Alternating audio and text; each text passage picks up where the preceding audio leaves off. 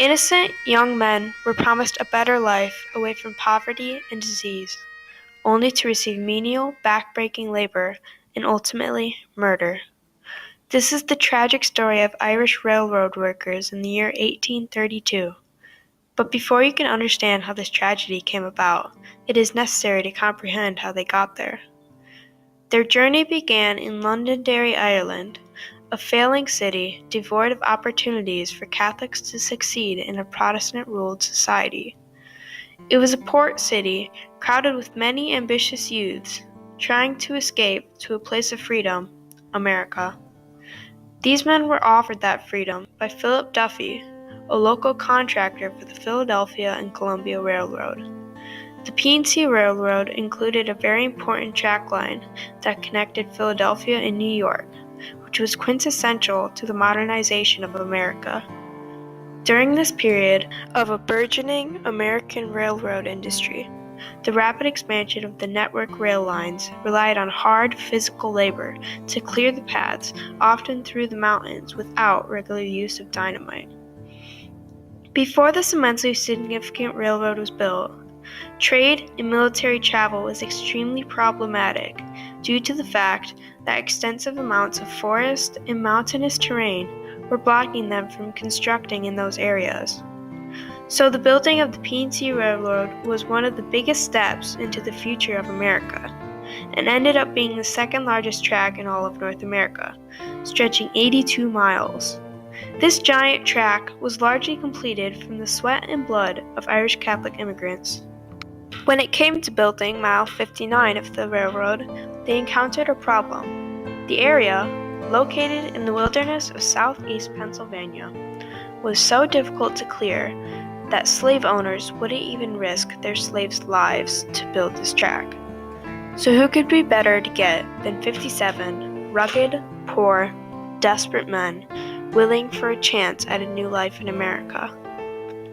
Because the locals charged more for working, the majority hired were Irish Catholics, because in Ireland, anything was better than staying there. Because of the mere desperation of Irish immigrants, they were paid whiskey and 25 cents a day, a measly $7.31 in today's time, only enough to buy you a fancy drink at Starbucks.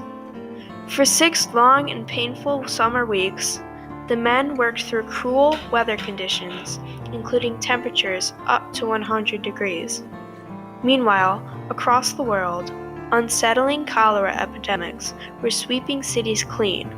In Europe alone, there were hundreds of thousands of deaths, and because of the boom in immigration from Europe to America at the time, sickness was being brought over in boatloads. As outbreaks began to occur in America, many locals became afraid of contacts with the immigrants. When locals found out that these workers might be infected, instead of getting them help, they were quarantined from the rest of Chester County. The only people caring enough to help, putting their prejudices aside, were a local blacksmith and the Sisters of Charity, a small order of nuns in the Chester County area. After a few weeks in quarantine, the documents of the P&C Railroad stated all 57 of the men had died of cholera. Half a century later, in the 1870s, Marcus Clement, who was in charge of the railroad expansion, heard the story from Bridget Doyle, whose brother found the bodies under the track. When Marcus Clement found out about this, he became so interested in the demise of the workers that he created the first documents recording anything involving what happened to them. These few documents were critical for the groundbreaking expedition investigating Duffy's Cut that would occur 130 years later in 2002. Following the sale of the P&C Railroad, the executive assistant to Clement, grandfather of Duffy's Cut experts, William and Frank Watson, swiped the documents. Little did we know that by saving these, he would help uncover one of Philadelphia's largest mass murders. Many years later, Frank Watson, while sorting through their late grandfather's documents, found what seemed to be evidence of mass death by cholera. He showed this to his brother, William Watson. They suspected something shifty had happened because their grandfather's documents did not match up with newspaper accounts and common knowledge of the incident. As they dug deeper, they found that Philip Duffy had worked very strenuously to hide the existence of the workers, leaving them to ask questions like, what was it that actually happened in that summer? This question is what drove them and several others to start the excavation of Mile 59 to try and solve the 167-year-old mystery. For years, they searched and searched, finding only artifacts, including things like rare pewter buttons, a Barlow knife, stone spikes, a Morris and Essex track piece, and a pipe with the Erin go Bragh flag on it, which was the first example of Irish nationalism found in North America.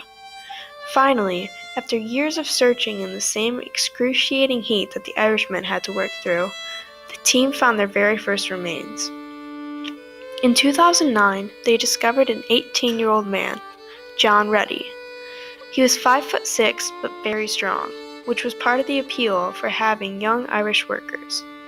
What was so unique about these particular remains was the rare genetic effect found of not growing a top right molar, which helped identify him and his family who shared the anomaly. But probably the most shocking discovery was the evidence of murder in the skulls. The team found things from blunt force trauma to bullet holes, leaving them to soon come to the conclusion that there was something much more sinister at play. Time passed and the mystery slowly continued to unravel. One specific case was the body of Catherine Burns. She had come to America seeking her husband, who she later found out had died. She had worked alongside the 57 men as a cook and a maid in the camp, caring for them. Once it was clear a massacre had taken place, all that was left to ask was why. Why would anyone do anything so extreme? Why would Duffy try to hide it? The investigators are still searching, but for the time being, the team has come up with the most reasonable answers. Presumably, the men were killed from fear of catching cholera, along with Irish Catholic prejudice that was so prominent in American society at the time. There are theories that Philip Duffy himself hired vigilantes to kill the men. Frank Watson is quoted to say, "We really have no evidence that Philip Duffy encouraged the vigilante violence, but it went beyond that. Philip Duffy never told the story of what really happened at Duffy's Cut, and until he died in 1871, it is very telling that no one else publicly told the story either. Duffy was a powerful man, he was politically connected, and no one was free to tell the story of what happened to the Irishmen at Duffy's Cut until after Duffy died." He exploited them, to the degree that their story was forgotten. He didn't kill them, but he didn't do anything to completely preserve the story or even inform their relatives, that this had even happened. 57 Irishmen accomplished constructing the critical Duffy's Cut, receiving not honor for their efforts, but murder. Duffy's 57 men are one story of many yet to be told of Irish immigration and contribution to the nation. These lost sons of Ireland helped build America's future. The team of archaeologists and historians continue their work to discover what truly happened.